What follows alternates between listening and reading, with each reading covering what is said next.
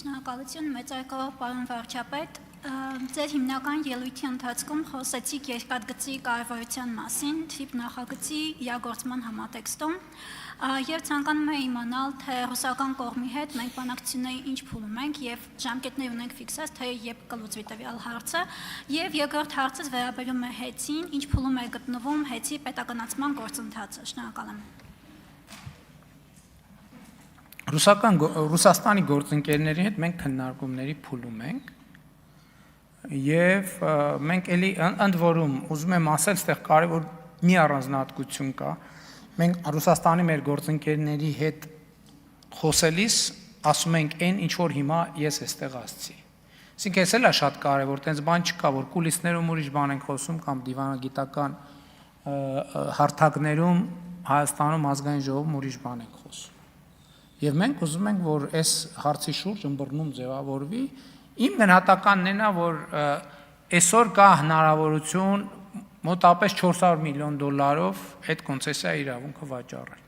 Եվ դա կարծում եմ լավ հնարավորություն է, էլ չեմ ասում, որ այդ փաթեթի մեջ կարող են լինել նաև կոմպոնենտներ, որոնք ավելի շահավետ կդարձնեն Ռուսաստանի Դաշնության շահերի սպասարկումը ավելի սպասարկման տեսակետից ավելի բարենպաստ միջավայր կձևավորեն։ Եվ մենք խնդրում ենք, ուզում ենք, կոչ ենք անում, որ մենք գնանք այդ ճանապարհով։ Եվ կարծում եմ ել եմ ասում, մենք շատ մեծ հարգանք ունենք Ռուսաստանի Դաշնության շահերի նկատմամբ, բայց համաձայն եք անտրամաբանական կլինի, մենք ոչ միայն որևէ երկրի շահ ավելի բարձր դասենք, քան մեր երկրի շահերն են։ Ստեղ ամբողջ խնդիրը։ Եվ մենք այստեղ թափանցիկ ենք եւ որևէ, այսպես ասած, մութ անկյուն մեր մտքում չկա։ Ինչ վերաբերում է հեծի հետ կապված process-ներին, բնականon ընթացքի մեջ է եւ ելի ուզում եմ ասել, որն է հեծի հետ կապված մեր պլան Ան։ Մեր պլան Ան հետեւյալն է, որ հեծը պետք է լինի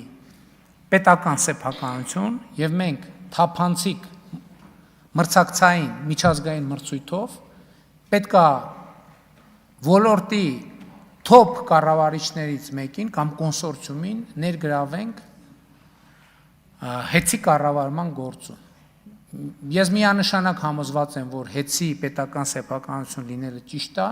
բայց մյուս կողմից համոզված եմ նաև, որ չի կարելի հեծը երկար ժամանակ թողնել պետական կառավարման ներքո։ Որովհետև հիմա երբ որ ուշադրությունը մեծ է, ես այդտեղ եւ քաղաքական կառավարում հաստատության իրականացնում մեծ ռիսկեր չեմ տեսնում, բայց երբ որ դա կդառնա մեզ պետքա ընդ որում այստեղ մեզ պետքա տեխնոլոգիաներին հասանելիություն, շատ կարևոր է։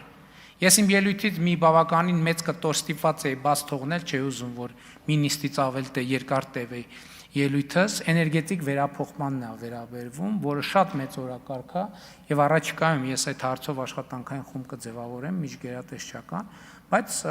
հեծի հետ կապված մենք ոչ մի